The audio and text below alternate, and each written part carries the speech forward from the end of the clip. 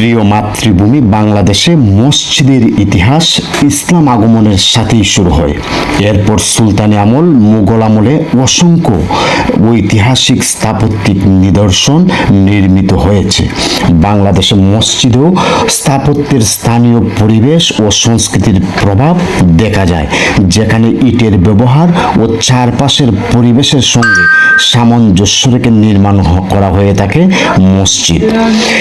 ইসলাম প্রচারে মুসলিম শাসকদের ভূমিকা ছিল অপরিসীম, আর তাদের হাত ধরেই বিভিন্ন অঞ্চলে অসংখ্য মসজিদ নির্মিত হয়েছে, যা আজও ইসলামী ঐতিহ্য ও স্থাপত্যের সাক্ষ্য বহন করে চলছে।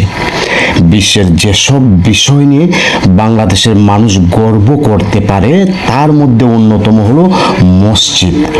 বাংলাদেশের রাজধানী ঢাকাকে বহির্বিশ্বে চেনে মসজিদের নগরী হিসাবে।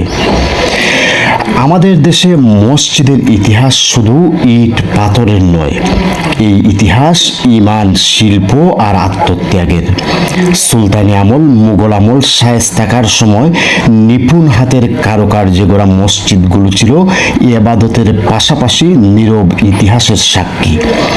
সময় বদলে গেছে, আজ সেই হাতের কুদাই হয়তো নেই, কিন্তু হারায়নি মানুষের ভালোবাসা, হার মানেনি আল্লাহর ঘরের প্রতি মানুষের অকৃত্রিম টান।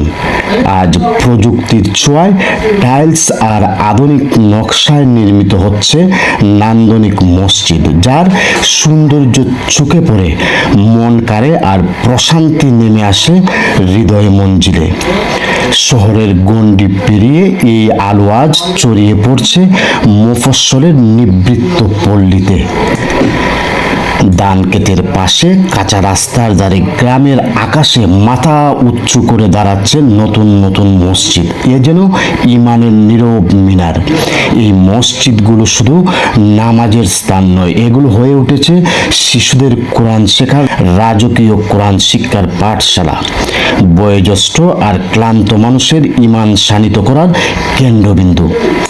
আর মসজিদগুলো নির্মাণে আছে গ্রামের সাধারণ মুসল্লির ঘাম জোড়ানোর অর্থ, আছে অসহায় অর্থবিত্তহীন মানুষের হৃদয় নিংড়ানো দোয়া, আছে কৃষকের ফসল বিক্রির কিছু অংশ, আছে শ্রমিকের সঞ্চিত টাকা, আর সব মিলিয়েই গড়ে ওঠে আল্লাহর ঘর।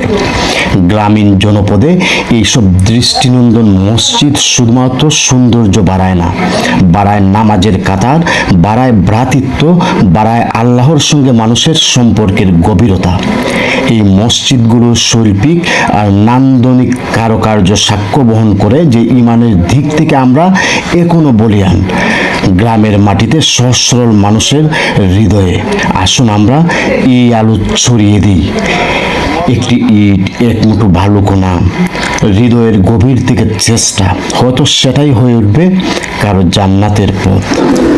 দর্শক, হবিগঞ্জের লাখাই উপজেলার করাব ইউনিয়নের পূর্ব সিংহ গ্রামের সবুজ শ্যামল বেষ্টনীর পল্লীতে আধুনিক স্থাপত্য শৈলীতে নির্মিত দৃষ্টিনন্দন মসজিদটি দেখালাম। আশা করি আপনাদের ভালো লেগেছে। আবারও আপনাদের নিয়ে যাব প্রাচীন ইতিহাস, ঐতিহ্য বা দৃষ্টিনন্দন কোনো স্থাপনায়।